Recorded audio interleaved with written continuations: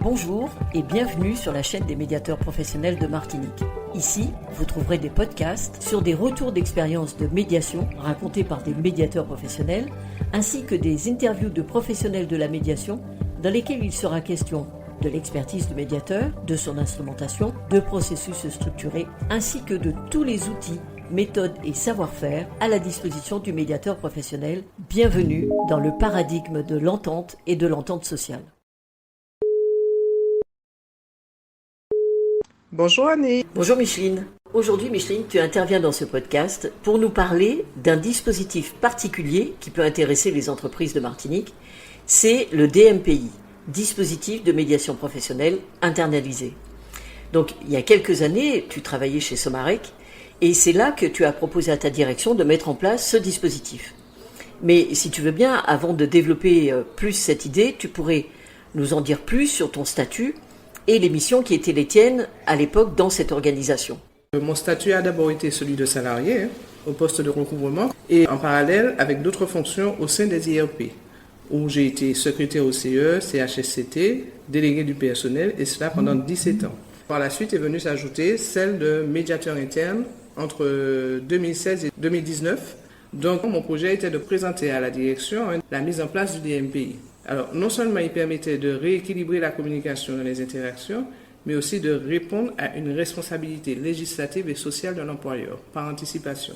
Quand je parle de ça, je parle de la prévention des risques psychosociaux en entreprise.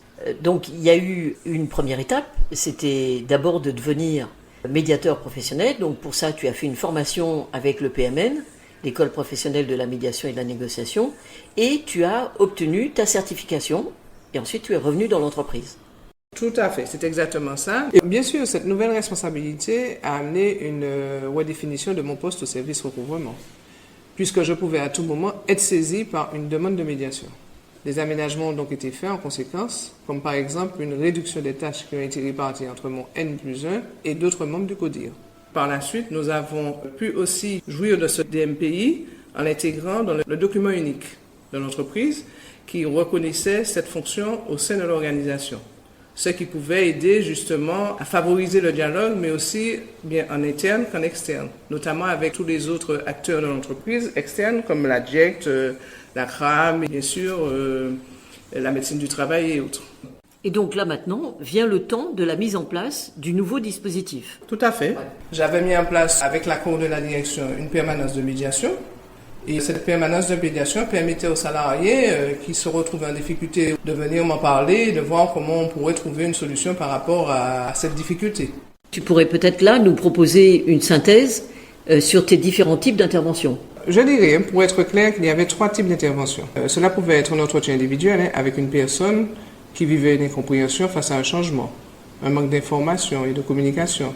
Et peut-être une incompréhension, par exemple, sur sa fiche de paye. Là, il s'agissait pour moi d'amener la personne à sortir d'une dynamique émotionnelle désagréable pour elle, ce qui lui permettait ensuite de pouvoir cerner rationnellement son besoin ou sa demande et de lui apporter la réponse ou la diriger vers le service qui pourrait lui apporter la réponse. Mais ça pouvait être également une intervention dans un conflit entre 2 personnes, dans un même service ou des services différents, de même niveau hiérarchique ou pas. Donc là, il s'agissait de dérouler le processus structuré de la médiation, bien sûr avec un entretien individuel préparatoire à la réunion de médiation. Alors mon objectif étant de créer un contexte d'entente pour permettre aux personnes de trouver l'issue dans l'altérité. Et enfin, cela pouvait être des réunions intra-services ou inter-services pour préparer les équipes à des changements, comme par exemple la réorganisation de services, l'implantation de nouveaux outils de gestion, à de nouvelles pratiques qui impliquent une adhésion collective. Donc là, l'objectif de mon intervention dans cette situation, c'était de permettre à chacun d'exprimer ses réticences et de favoriser la motivation. Donc, le dispositif est mis en place pour améliorer la qualité des relations entre les personnes et le dialogue social en général dans cette organisation. Tu as peut-être vu des changements notables, une sorte de avant-après. Alors, avant la mise en place du DMPI, je voyais bien qu'il existait un mal-être. Et même avec la bonne volonté des uns et des autres, ça n'a pas été suffisant pour répondre aux problématiques qui se posaient dans l'entreprise. Et particulièrement des problématiques d'ordre relationnel, c'est-à-dire les tensions qui pouvaient exister entre les personnes suite à des changements imposés et parfois mal vécus, des conflits interpersonnels dus à des réflexions maladroites, ou sur une incompréhension des directives d'ordre managérial. Il faut savoir que les sources de tension sont diverses dans les entreprises. Et si personne n'est là pour y veiller, les relations se dégradent rapidement et les conflits s'installent durablement. Et moi, j'ai trouvé que c'était une très belle approche, c'était un très bel outil pour approcher tout le monde, parce que ce soit la direction ou autre, j'ai eu à accompagner dans cette nouvelle culture de la réflexion. Parce que quand on est là dans l'entreprise, chacun se cantonne à faire ce qui lui a été dit, notamment par sa fiche de poste ou par le biais d'autres processus qui se développent dans l'entreprise, face à une situation qu'on a vécue ou bien quelque chose qui aurait touché à un moment donné, mais on n'est pas vraiment dans l'anticipation. Donc on est toujours en train de traiter de l'urgence. Et traiter de l'urgence, ça ne favorise pas le développement des relations, ça crée plutôt des désaccords, des mésententes qui font que les salariés eux-mêmes ne se retrouvent plus et ni la direction. Ils n'arrivent plus à se situer par rapport à cette organisation et leur mission à chacun. Ça fait que ça n'aboutit pas à des résultats vraiment attendus.